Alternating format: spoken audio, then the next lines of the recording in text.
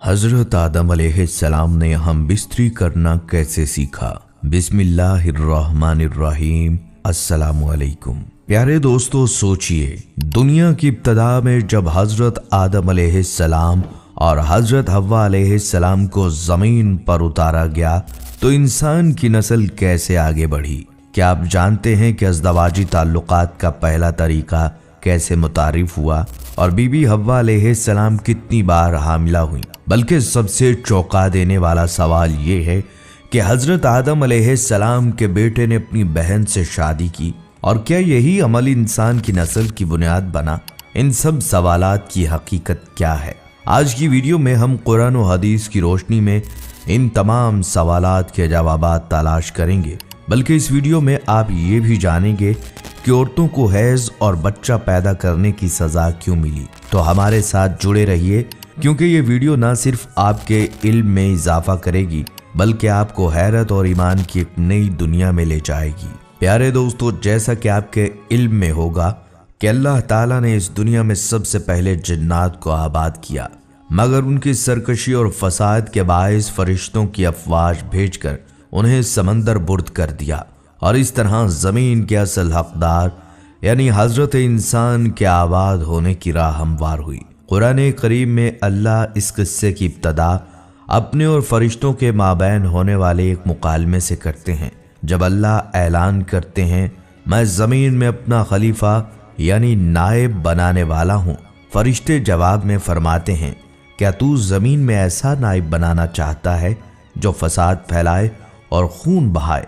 हालांकि हम तेरी हम्द के साथ तस्बीह और तेरी पाकी बयान करते हैं। जवाब में अल्लाह ताला ने फरमाया, मैं जो कुछ जानता हूँ वो तुम नहीं जानते। फिर खनखनाती मट्टी से एक पुतला बनाया जाता है और फरिश्तों को इस बात का भी हुक्म दिया जाता है, जब मैं इसे मुकम्मल कर लूँ और सवार लूँ और इसमें रूह फूंक दूँ तो तुम इसके सामने सजदा रेज़ हो जाना। हज़रत अब्दुल्ला इब्न अब्बास से मरवी है कि जब अल्लाह ने हज़रत आदम अलैहिस्सलाम को बनाने का फैसला किया तो फरिश्तों को हुक्म हुआ कि ज़मीन से मट्टी लाओ। पहले हज़रत जिब्राईल अलैहिस्सलाम फिर हज़रत मीकाईल अलैहिस्सलाम गए, मगर ज़मीन उनसे कहती है, मैं अल्लाह की पनाह में आती हूँ कि तू मुझ में से कुछ कम करे या मुझे नुकसान पहुँचाए। दोनों आकर अल्लाह पाक को बताते हैं। आखिर में हज़रत इज़राईल अलैहिस्सलाम जाते हैं और ज़मीन की उसी बात का जवाब कुछ यूँ देते हैं कि मैं भी अल्लाह की पनाह मांगता हूँ कि उसके दिए हुए हुक्म की बजावरी ना करूँ। फिर मुख्तलिफ रंगों की मट्टी लाकर हाजिर करते हैं। इस मुख्तलिफ रंग की मट्टी से इंसान की तख्लीक दरअसल ज़ात पात और रंगो कौम के बनाए हुए असूलों की सख्त नफ़ी करती है और इस बात की गवाही देती है कि अल्लाह के नज़दीक तुम में से बेहतरीन तकवा वाले हैं, ना कि अजमी या अरबी। रवायात में आता है वो पुतला काफ़ी अरसे तक बेजान पड़ा रहा। इब्लीस जब वहाँ से गुजरता तो उससे मुखातिब होकर कहता, तुम एक अजीम काम के लिए पैदा किए गए हो। फिर जब मुसव्वरे कायनात इंसान का ह्यूला मुकम्मल कर लेते हैं और खाक के पुतले में रूह डाल दी जाती है तो हज़रत आदम अलैहिस्सलाम की तख्लीक मुकम्मल होती है। जब आपके अंदर रूह फूंकी गई तो आपको होश आते ही एक छींक आई। फरिश्तों ने आपसे कहा, कहो अल्हम्दुलिल्लाह, और आपके अल्हम्दुलिल्लाह के जवाब में अल्लाह ताला फरमाते हैं कि तुम पर अल्लाह का रहम हो। फिर आपको हुक्म हुआ कि जाकर फरिश्तों से मिलो। फरिश्तों ने आपको देखकर अस्सलामु अलैकुम कहा तो अल्लाह पाक ने फरमाया, ए आदम, ये आज से तुम्हारे तस्लीमात हैं। यूं दो अहम सबक इंसान को आसमानों पर ही सिखा दिए जाते हैं। एक ये कि जैसे इब्तदा में ही एक नाखुशगवार कैफियत का सामना करना पड़ा छींक की सूरत में, इसी तरह तुम्हारी ज़िंदगी में हर किस्म के मसाइब आएंगे जिनके जवाब में सब्र के साथ अल्लाह की सना और शुक्रगुजारी की रवश इख्तियार करनी है। इसी तरह ये भी सिखाया गया कि बाकी नौ के साथ कैसे ताल्लुक़ रखना है। ये शुरू में ही बता दिया गया कि ए बनी आदम, तुम अमनो सलामती फैलाने के लिए भेजे गए हो, इसलिए तुम्हारे इब्तदाई कलाम हमेशा सलाम पर मबनी होने चाहिए। इसके बाद अल्लाह ताला ने हज़रत आदम अलैहिस्सलाम को अशिया के नाम सिखाए और फरिश्तों के सामने उन्हें हाजिर करके फरिश्तों से उनका नाम पूछा। फरिश्ते कहते हैं, ए पाक रब, तू पाक है, इस बारे में हमारा इल्म कुछ नहीं। हमें तो बस उतना ही मालूम है जितना इल्म तूने हमें अता किया। फिर हज़रत आदम अलैहिस्सलाम से पूछा जाता है तो वो झट से नाम बता देते हैं। अब बारी ताला फरिश्तों को मुखातिब करके कहते हैं, क्या मैंने नहीं कहा था कि मैं वो जानता हूं जो तुम नहीं जानते। फिर सबको हुक्म हुआ कि आदम के सामने सजदे में गिर पड़ो, और तमाम फरिश्ते सजदे में गिर पड़ते हैं सिवाय इब्लीस के। इब्लीस के बारे में हम वाकिफ़ हैं कि ये दरअसल जिन्नात में से था, जो अपने ज़ुहद व इबादत की बुनियाद पर एजाज़ी तौर पर फरिश्तों वाले काम पर फाइज हो गया था। इस बागी हरकत पर अल्लाह ताला इब्लीस से दरियाफ्त फरमाते हैं कि तुम्हें यह सजदा ना करने से किस चीज़ ने रोका है। तो वो मलऊन कहने लगा, मैं इंसान से बेहतर हूँ। ऐ रब, तूने मुझे आग से बनाया और इस इंसान को मट्टी से। लम्हा भर का तकब्बर वो भी खालिक़ कायनात के सामने उसके तमाम किए कराए पर पानी फिर गया और वो अपने मनसब से फारिग और दरबार से निकाल दिया गया। बारी ताला का हुक्म हुआ, तू उतर यहाँ से, तो इस लायक नहीं कि तकब्बुर करे, बस बाहर निकल, तू जलील है। तो वो मलऊन रोज़े क़यामत तक की मोहलत यानी ज़िंदगी मांगता है जो उसे दे दी जाती है। फिर अपनी मोहलत मांगने की वजह बयान करते हुए कहता है कि चूंकि तूने मुझे गुमराह किया है, मैं भी लोगों के लिए तेरी सीधी राह पर बैठूंगा, फिर उन पर आऊँगा, उनके सामने से, उनके पीछे से, उनके दाएं से और उनके बाएं से, और तू उनमें से अक्सर को शुक्रगुजार न पाएगा। यूं शैतान दरबार से निकाला जाता है और उधर हक ताला हज़रत आदम अलैहिस्सलाम की नस्ल से तमाम आने वाली बनीनो इंसान की अरवाह को जमा करके अहद लेते हैं, क्या मैं तुम्हारा रब नहीं हूँ। हम सब ने उस सवाल का जवाब यक जुबां होकर दिया था, क्यों नहीं ए रब, हम इस बात पर गवाह हैं।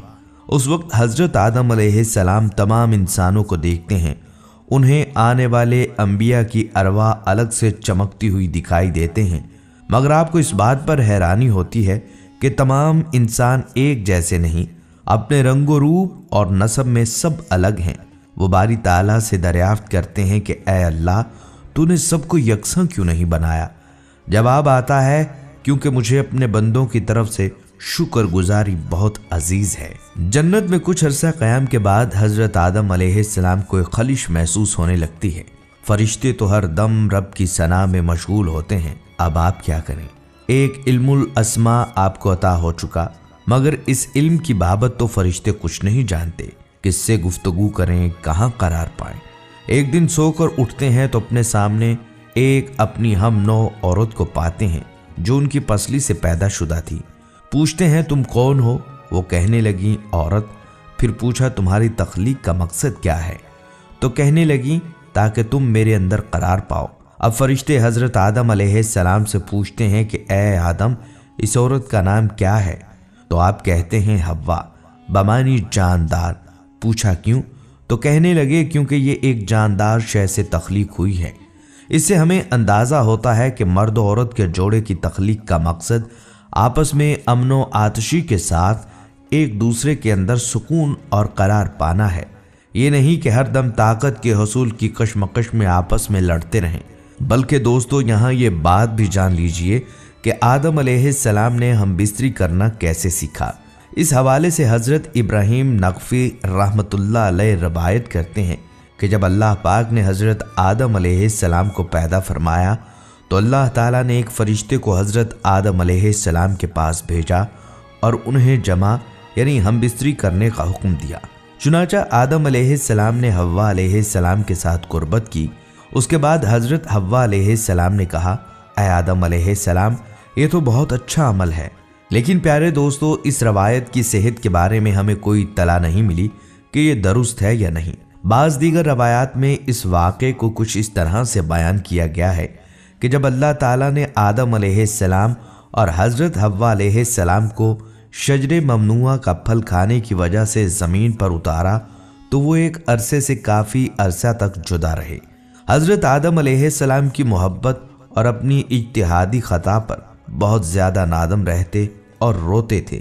उनके रोने की शिद्दत की वजह से एक दिन हज़रत जिब्राईल अलैहिस्सलाम ने अल्लाह पाक की बारगाह में उनकी सिफारिश की। अल्लाह ताला ने आदम अलैहिस्सलाम के दिल में तौबा का तरीका डाला। चुनाचा आदम अलैहिस्सलाम ने अल्लाह की बारगाह में तौबा की और अल्लाह की बारगाह में निहायत आजिज़ी और नदामत के साथ ये दुआ की जो कुरान करीम में यूं बयान हुई है, ऐ अल्लाह, ऐ हमारे रब, हमने अपनी जानों पर जुल्म किया और अगर तू हमें माफ़ नहीं करेगा और हम पर रहम नहीं फरमाएगा तो हम यकीनन नुकसान उठाने वालों में से हो जाएंगे। दोस्तों, अल्लाह ताला ने उनकी तौबा को कबूल फरमा लिया। इसके बाद हज़रत जिब्राईल अलैहिस्सलाम ने हज़रत आदम अलैहिस्सलाम को खुशखबरी सुनाई और उन्हें मक्का मुकरमा ले गए, जहां आदम अलैहिस्सलाम ने अल्लाह के घर काबा की बुनियाद रखी और हिजर अस्वद को नस्ब किया। इसके बाद अरफात के मैदान में आदम अलैहिस्सलाम और हज़रत हव्वा की मुलाकात हुई। वक्त और हालात की तब्दीली की वजह से वो दोनों एक दूसरे को पहचान न सके। तब हज़रत जिब्राईल अलैहिस्सलाम ने दोनों का तारुफ करवाया। प्यारे दोस्तों, चूँकि जन्नत में आदम अलैहिस्सलाम और हज़रत हव्वा को कुर्बत करने से मना किया गया था, इसलिए ज़मीन पर आने के बाद वो एक दूसरे से अलहदा सोया करते थे। फिर एक दिन अल्लाह ताला ने हज़रत जिब्राईल अलैहिस्सलाम को हुक्म दिया कि आदम अलैहिस्सलाम को हज़रत हव्वा के करीब होने और हम बिस्तरी के आदाब सिखाएं। लिहाजा हज़रत जिब्राईल अलैहिस्सलाम ने हज़रत आदम अलैहिस्सलाम को ये आदाब सिखाए और अल्लाह के हुक्म पर अमल करते हुए उन्होंने हज़रत हव्वा से कुर्बत की। हज़रत आदम अलैहिस्सलाम ने हज़रत जिब्राईल अलैहिस्सलाम को बताया कि उन्होंने अपनी बीवी को बहुत अच्छा पाया। इस वाक़े के बाद हज़रत हव्वा से नस्ल इंसानी की इब्तदा हुई। प्यारे दोस्तों, एक रिवायत में ये भी आता है कि जब हज़रत हव्वा को पैदा किया गया तो हज़रत आदम अलैहिस्सलाम ने उनकी तरफ मीलान करना चाहा और इरादा फरमाया कि दस्ते मोहब्बत बढ़ाएं। तो फरिश्तों ने कहा, ऐ आदम, ठहर जाओ, पहले महर अदा करो। आपने फरमाया, वो महर क्या होता है? फरिश्तों ने कहा, महर ये है कि तुम नबी सल्लल्लाहु अलैहि वसल्लम पर दरूद पढ़ो। एक रवायत में है कि 3 दफ़ा और एक मरतबा में 70 मरतबा दरूद पढ़ने का हुक्म दिया गया। यानी इस मसला में इत्तफाक है कि आदम अलैहिस्सलाम का महर यही था कि वो नबी सल्लल्लाहु अलैहि वसल्लम पर दरूद पाक पढ़ें। आपने दरूद पढ़ा और फरिश्तों की गवाही से निकाह हुआ। इससे ये भी पता चलता है कि बेशक नबी सल्लल्लाहु अलैहि वसल्लम हर मौजूद चीज़ के लिए वसीला हैं, यहाँ तक कि आप अपने बाप आदम अलैहिस्सलाम का भी वसीला हैं। दोस्तों, यहाँ मज़ीद ये रवायत भी जान लीजिए कि आदम अलैहिस्सलाम 100 साल या 60 साल जन्नत में रहे। इस अरसे में दोनों पर जन्नत के किसी भी हिस्से में जाने पर कोई पाबंदी न थी सिवाय शजरे ममनुआ के। शैतान अब इन दोनों का खुला दुश्मन था और वो अपनी सज़ा का बदला लेने के लिए बेकरार था। उसकी शदीद ख्वाहिश थी कि अल्लाह के हुक्म की खिलाफ वर्जी करें। फिर शैतान ने उन दोनों के दिलों में वसवसा डाला ताकि उनकी शर्मगाहें जो एक दूसरे से पोशीदा थी बेपर्दा हो जाएं। उसने उनसे कहा कि तुम्हारे रब ने तुम दोनों को इस दरख्त से इसलिए मना फरमाया कि कहीं ये फल खाकर तुम दोनों फरिश्ते ना हो जाओ और कहीं हमेशा जिंदा रहने वालों में से हो जाओ। शैतान की इन बातों ने हज़रत हव्वा को सोचने पर मजबूर कर दिया और फिर शैतान की मुसलसल और तवातुर के साथ साजिशें रंग लाईं और उसने हज़रत हव्वा अलैहिस्सलाम को ये फल खाने पर राज़ी कर लिया। एक दिन हज़रत हव्वा अलैहिस्सलाम ने आदम अलैहिस्सलाम से कहा कि हम इस शजरे ममनू का ज़रा सा हिस्सा तो खाकर देखें, आखिर वो राज क्या है जो अल्लाह ने इसे खाने से मना फरमाया। शुरू में तो आदम अलैहिस्सलाम इस पर कतई तैयार न थे, लेकिन फिर हज़रत हव्वा के मुसलसल इसरार पर वो भी राज़ी हो गए और उन्होंने फल को पूरी तरह चखा भी ना था कि उनकी सतरगाहें एक दूसरे पर आया हो गईं। इस पर दोनों बदहवासी और परेशानी में जन्नत के दरख्तों के पत्तों को तोड़ तोड़ कर अपना बदन छुपाने लगे। अल्लाह ने दोनों को पुकार कर फरमाया, क्या मैंने तुमको मना नहीं किया था कि इस दरख्त का फल न खाना और शैतान के वरगलाने में न आना? ये तुम्हारा खुला दुश्मन है। दोनों ने जब अल्लाह की पुकार सुनी तो मारे खौफ इलाही के कांप उठे। नहायत लाचारी और आजिज़ी से अपनी खता पर नादम और शर्मिंदा होते हुए बारगाहे खुदाबंदी में अर्ज़ किया, ऐ हमारे रब, हम दोनों से बहुत बड़ी गलती हो गई। अब अगर आपने हम पर रहम न किया और माफ़ न फरमाया तो हम बर्बाद हो जाएंगे। अल्लाह ताला ने फरमाया कि अब तुम दोनों एक ख़ास मुद्दत तक ज़मीन पर रहोगे जहाँ तुम एक दूसरे के दुश्मन होगे और वहां तुम्हें मरना है और फिर उसी में पैदा होना है। चुनाचा दोनों को जमीन की तरफ रवाना कर दिया गया। रवायत में है कि हजरत आदम अलैहिस्सलाम को हिंद और हजरत हव्वा अलैहिस्सलाम को जद्दा और इब्लीस को बसरा से चंद मील के फासले पर बमस्ती नाम के मुकाम पर उतारा गया। हजरत सदी रहमतुल्लाह अलैह फरमाते हैं कि जब हजरत आदम अलैहिस्सलाम को हिंद के मुकाम पर उतारा गया तो उनके पास हिजर अस्वद था और जन्नत के दरख्तों के पत्तों की एक मुट्ठी भर थी। फिर हजरत आदम अलैहिस्सलाम ने उन पत्तों को ज़मीन पर फैला दिया और ये खुशबूदार दरख्त उन पत्तों ही की पैदावार हैं। हजरत इब्ने अब्बास से मरवी है कि जिब्राईल अलैहिस्सलाम हजरत आदम अलैहिस्सलाम के पास आए और गंदम के 7 दाने साथ लाए। हजरत आदम अलैहिस्सलाम ने पूछा कि ये क्या है।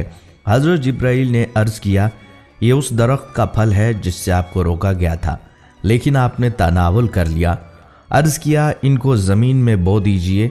हजरत आदम अलैहिस्सलाम ने बो दिया और वो दाने वज़न में इस दुनिया के दानों से लाख दर्जे ज़्यादा था। वो दाने आगे हजरत आदम अलैहिस्सलाम ने फसल काटी, फिर दानों को भूसे से जुदा किया, फिर सफाई की, उसे पीस कर आटा गूंधा और रोटी पकाई। इस तरह मेहनत और मुशक्क़त के बाद उसे खाया। अब सवाल जो दर हकीकत था कि हजरत हव्वा कितनी बार हामला हुई और उन्होंने कितने बच्चों को जन्म दिया, इसी बारे में आया है कि आदम अलैहिस्सलाम और हजरत हव्वा जन्नत में नाजो नेमत में थे, लेकिन इब्लीस जो कि सांप के मुंह से बोलता था, उसने मोर की मदद से उनको धोखा दिया और ममनुआ फल को पहले हव्वा और फिर उसके बाद आदम ने खाया। रिवायत में है कि जब तक आदम का अकल सालिम था उसने ये ममनुआ फल नहीं खाया। उसके बाद हव्वा ने आदम को शराब पिलाई और फिर उसे दरख्त के पास ले गई और फिर उसे ममनुआ फल खाने के लिए कहा। यानी ये मुख्तलिफ किस्म की रवायतें हैं। आदम और हव्वा अम्र इलाही की मुखालफत और ममनुआ फल खाने के बाद जन्नत से बाहर निकाले गए। मुस्तहिक सज़ा के अलावा हव्वा को और इसके बाद दूसरी औरतों को बहुत सी सज़ाएं जैसा कि माहवारी, हमल, ज़िचकी का दर्द और दीगर बीमारियां वगैरह पैदा हुईं। जन्नत से निकाले जाने के बाद आदम अलैहिस्सलाम हिंदुस्तान और हज़रत अम्मा हव्वा जद्दा में उतरीं और तौबा के बाद अरफात के मुकाम पर एक दूसरे से मुलाकात की। उन्होंने हज किया। उन्होंने हज के बाज़ आमाल को बजा लाया और हव्वा को पहली बार माहवारी हुई। हज़रत आदम अलैहिस्सलाम ने ज़मीन पर अपने पाँव मारे और आबे ज़मज़म जारी हुआ और हव्वा अलैहिस्सलाम ने उस पानी से गुस्ल किया। अम्मा हव्वा के बारे में रवायत आती है कि वो 20 बार हामला हुई और उन्होंने 40 बच्चों को जन्म दिया। आपकी वफ़ात हज़रत आदम अलैहिस्सलाम के 1 साल बाद हुई और उन्हें हज़रत आदम अलैहिस्सलाम के साथ ही दफन किया गया। हज़रत हव्वा के दफन के बारे में जो इख्तलाफात सामने आते हैं, उनमें से बाज़ ने कहा है कि हव्वा जद्दा में उतरी और वहीं पर दफन हुई और एक कौल के मुताबिक उसे इसीलिए जद्दा का नाम दिया गया। ज़ाहिरन हव्वा का पहला मकबरा ईरानियों ने बनाया। सऊदी अरब की हुकूमत ये मकबरा मस्मार किया। बाज़ तारीखी रवायात के मुताबिक बीबी हव्वा मक्का मुकरमा में वाक़े कोहे अबू कैस के गार और आदम अलैहिस्सलाम के साथ दफन हुई। अब इन तमाम वाक़यात में सच्चाई और हकीकत को तो तारीख के माहिरीन ही बता सकते हैं। प्यारे दोस्तों, सबसे चौंका देने वाला एक सवाल कि हज़रत आदम अलैहिस्सलाम के बेटे ने अपनी बहन से शादी की और क्या यही अमल इंसान की नस्ल की बुनियाद बना। तो इस हवाले से सबसे पहले तो ये बात याद रखें कि औलाद आदम की सही तादाद किसी नस से साबित नहीं। अहले तवारीख के अक़वाल इस बाबत से मुख्तलिफ हैं। हज़रत आदम अलैहिस्सलाम की ज़ौजा हज़रत हव्वा जब भी हामला होती थीं तो एक बेटे और एक बेटी को एक साथ जन्म देती थीं। ये दोनों आपस में हकीकी बहन भाई कहलाते थे। इसमें मनाक़हत हराम थी।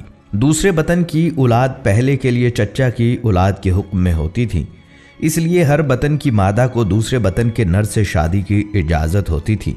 काबिल जिस लड़की के साथ निकाह करना चाहता था वो असूल मज़कूर की रोशनी में हाबिल की बनने वाली थी।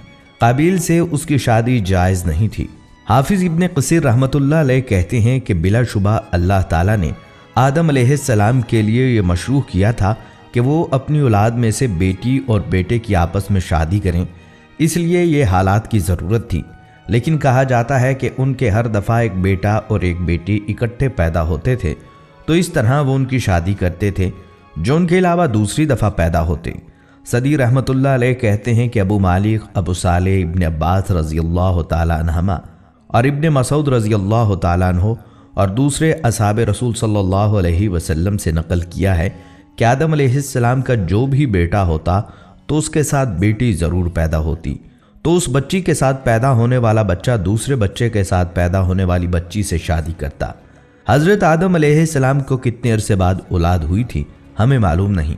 हाँ, अलबत्ता ये अवाम में मशहूर है कि एक औलाद सुबह होती और एक शाम को होती थी। तफसीर मजहरी में नकल किया गया है कि हज़रत हव्वा के बतन से हज़रत आदम अलैहिस्सलाम की 40 औलादें हुईं और हज़रत आदम अलैहिस्सलाम के इंतकाल तक पोते और पड़पोते वगैरह मिलाकर उनकी कुल 40,000 औलादें हो चुकी थीं और एक बतन से 2 औलादें होती थीं, एक लड़का और एक लड़की, और एक बतन के दूसरे लड़के का दूसरे बतन की लड़की से निकाह होता था। औलाद आदम के बारे में जरीर तिबरी अपनी तारीख में 3 तशरीहें लिखते हैं। नंबर 1, बेटे और बेटियों पर मुश्तमिल 120 फर्जंद। नंबर 2, 40 बेटे और बेटियां। नंबर 3, 25 बेटे और 4 बेटियां। काजी नासरीन बयाज़वी निज़ामुत तवारीख में लिखते हैं, इस यानी हव्वा ने 120 बतन से फर्जंदों को जन्म दिया और काबिल चौथे बतन का बेटा था।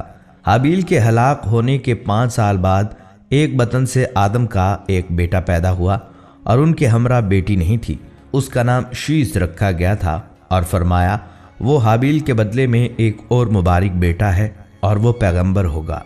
हज़रत हव्वा अलैहिस्सलाम आदम अलैहिस्सलाम की ज़ौजा है। मुतअद्दिद आयात में हज़रत आदम और उनकी ज़ौजा का जिक्र है और ये भी साबित है कि हज़रत आदम अलैहिस्सलाम की सलीबी औलाद के दरमियान एक बतन का दूसरे बतन से निकाह जायज़ था। दुनिया में इखलाकियात के जितने भी तसव्वुरात मौजूद हैं उनमें से कोई भी ऐसा नहीं कि जो किसी हद तक इजाफी ना हो। मजहब और वही एक ज़माने तक एक इखलाकी निज़ाम कायम करते हैं और दूसरे ज़माने तक दूसरा इखलाकी निज़ाम आ जाता है।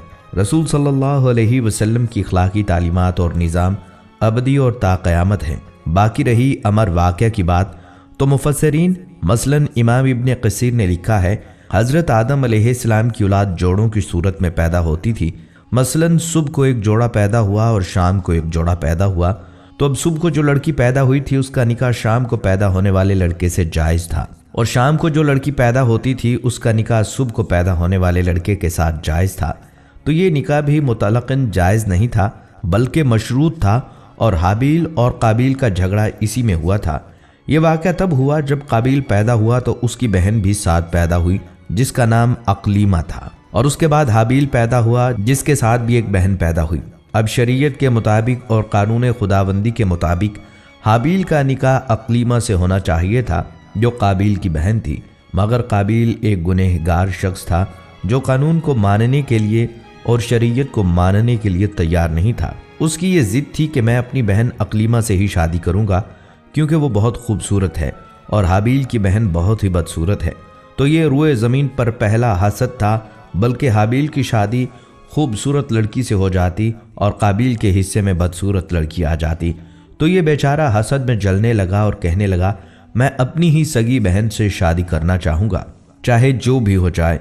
मगर हाबिल उसको समझाता रहा, हत्ता कि आदम अलैहिस्सलाम ने अपने बेटे को समझाने की कोशिश की मगर ये ना माना और इसी ज़िद पर अड़ा रहा कि चाहे कुछ भी हो जाए मेरी अक़लीमा से शादी होगी। हाबिल अपना हक़ कुर्बान करने के लिए तैयार नहीं था, बल्कि वो तो शरीयत के ख़िलाफ़ अमल करने की भी इजाज़त नहीं देता था। चुनाचा उसने एक बेहतरीन हिकमत अमली इख्तियार की और कहा कि हम दोनों ये फ़ैसला खुदा पर छोड़ देते हैं कि वो हमारे दरमियान जो फ़ैसला करेगा वही हमें मंजूर होगा। चुनाचा इस तरह करते हैं कि हम दोनों एक कुर्बानी लेकर पहाड़ की चोटी पर रख देते हैं, जिसकी कुर्बानी कबूल हो गई तो उसी की बात को तस्लीम किया जाएगा। उस वक्त कुर्बानी की कबूलियत फ़ौरन बतला दी जाती थी, इस तरह कि जिस शख्स की कुर्बानी कबूल होती तो आसमान से एक आग आती थी और उस कुर्बानी को साथ ले जाती थी। चुनाचा इन दोनों ने जब इस पर अमल किया तो हाबिल की कुर्बानी कबूल हो गई क्योंकि वो शरीयत के मुताबिक बात कर रहे थे और मुखलिस और मुत्तकी और परहेजगार थे। ये सूरत हाल जब काबिल ने देखी तो उसके गुस्से और हसद की आग में मज़ीद इजाफा हुआ, क्योंकि अब तो लोग भी उसको कहने लगे थे कि तुमने खुद ही फैसला खुदा पर छोड़ा था, अब मानते क्यों नहीं हो। तो ये बहुत परेशान हुआ और सोचने लगा कि जब तक हाबिल जिंदा है तब तक मुझे अपनी मर्जी नहीं करने देगा। चुनाचा वो उसको रास्ते से हटाने की तदबीर करने लगा। अभी तक रूए ज़मीन पर कोई भी शख्स फोत नहीं हुआ था और काबिल को भी पता नहीं था कि रास्ते से हटाने के लिए कत्ल कैसे किया जाए। वो हर वक्त सोचता था कि अपने भाई को रास्ते से कैसे हटाया जाए। एक मर्तबा इसी परेशानी के आलम में जंगल में टहल रहा था। शैतान उसके सामने जानवर की शक्ल में आया और दूसरे जानवर का गला दबा दिया, जिससे वो दूसरा जानवर थोड़ी देर तड़पने के बाद मर गया और बिल्कुल बेसुध होकर पड़ गया। या बाज़ लोग इस तरह लिखते हैं कि शैतान एक इंसानी शक्ल में उसके पास आया और करीब ही खड़े जानवर के सर पर कोई चीज़ ज़ोर से मारी, जिसकी ताब ना लाते हुए वो जानवर मर गया और बेसुध होकर गिर गया। जब काबिल ने ये मंजर देखा तो उसको तरकीब समझ में आ गई। उसने कोई बहुत भारी चीज़ उठाई और हाबील को सर पर दे मारी। हाबील बेगुनाह भाई थोड़ी देर तड़पता रहा और फिर मर गया। उसका सर बुरी तरह से जख्मी होकर फट गया था। जब खून रुक गया और लाश बेसुध होकर ठंडी हो गई तो ये बड़ा परेशान हुआ कि अब इसकी लाश को क्या किया जाए, इसको कैसे ठिकाने लगाया जाए और कैसे इसको लोगों से बचाया जाए। ये एक और परेशानी उसके गले पड़ गई। फिर ये परेशानी के आलम में जंगल निकल गया कि शायद वहाँ से कोई इशारा मिल सके। चुनाचा उसने देखा एक कौवा मरा पड़ा है और दूसरा कौवा अपनी चोंच से ज़मीन में गड्ढा खोद रहा है। फिर जब गड्ढा बन गया तो मुर्दे कौवे को उसी में डालकर ऊपर से मिट्टी डाल दी। बस उस शख्स को अपने ऊपर बड़ा गुस्सा आया कि मैं इतना बेवकूफ़ हूँ कि ये छोटी सी बात मेरे जहन में ना आई। इस तरह उसको रास्ता मिल गया और उसने अपने बेगुनाह भाई और नाजायज़ कत्ल को छुपाने के लिए मैयत को दफन कर दिया। ये बात जब हज़रत आदम अलैहिस्सलाम को पता लगी तो वो बहुत परेशान हुए। और आपको एक मज़े की बात बताता चलूँ कि जब ये हज़रत आदम अलैहिस्सलाम ने इंतहाई परेशानी के आलम में आकर अम्मा हव्वा को बतलाई कि तुम्हारा बेटा हाबील कत्ल हो चुका है और वो मर गया, तो अम्मा हव्वा परेशान होने की बजाय हैरान हो गई कि मौत क्या चीज़ होती है और मर जाने से क्या होता है। तो हज़रत आदम अलैहिस्सलाम को जो वही के ज़रिए पहले ही बतला दिया गया था, उन्होंने वही बात अम्मा हव्वा को समझा दी कि अब वो ना खाएगा, ना पिएगा और ना ही कोई हरकत करेगा, बल्कि उसकी लाश क़यामत तक पड़ी रहेगी और उसको दफन कर दिया जाएगा। अब तो अम्मा हव्वा को परेशानी और बेयकीनी होने लगी कि ऐसा कैसे हो सकता है कि मैं कभी भी अपने बेटे को ना देखूं और क़यामत तक वो इसी तरह पड़ा रहेगा। उनको इस बात पर भी यकीन नहीं आ रहा था कि मेरा बेटा कैसे बेसुध होकर लाश बन गया। चुनाचा उनको यकीन दिलाने के लिए हज़रत आदम अलैहिस्सलाम अम्मा हव्वा को लेकर हाबील की कब्र पर आए और कब्र को खोल कर दिखाया।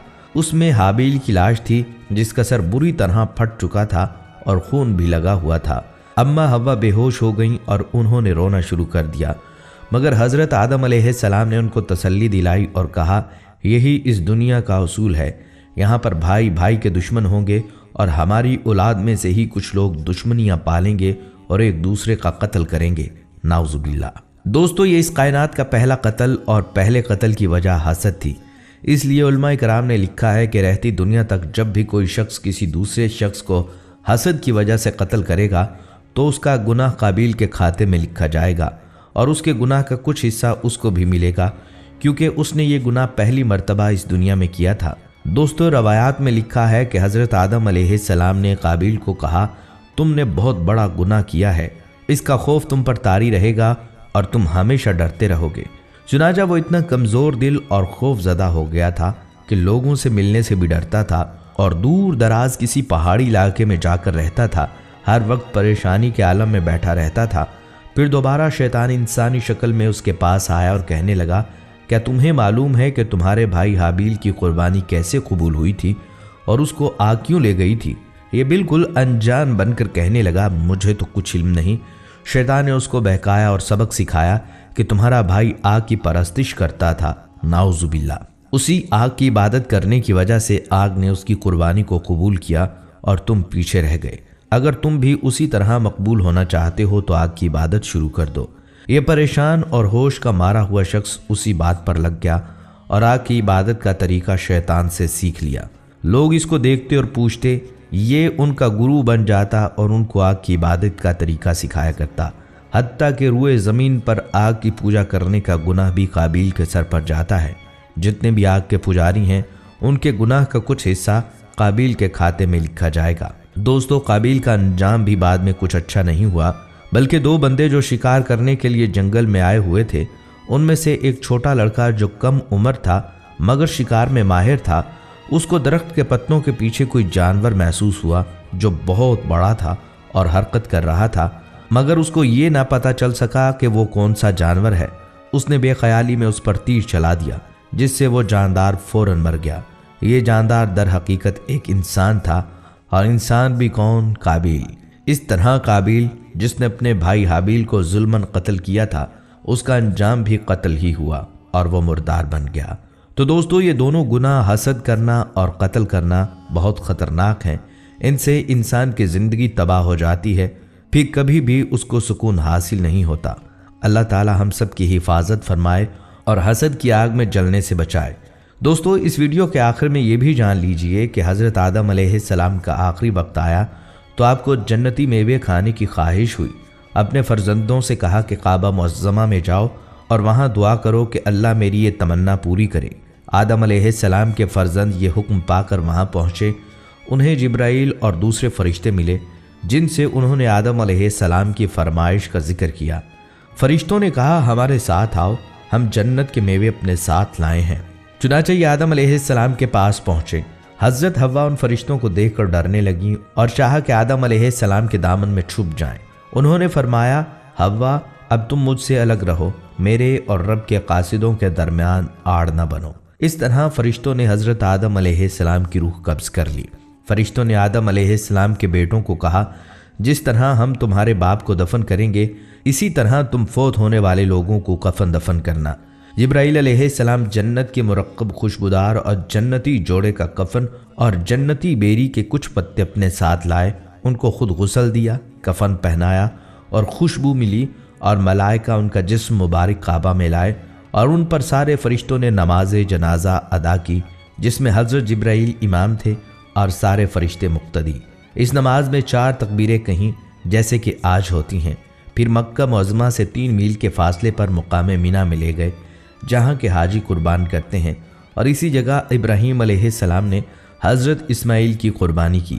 वहाँ मस्जिद खफीफ के करीब कब्र खोद कर उनको दफन करके उनकी कब्र को ऊँट के कोहान की ढलबान बना दिया।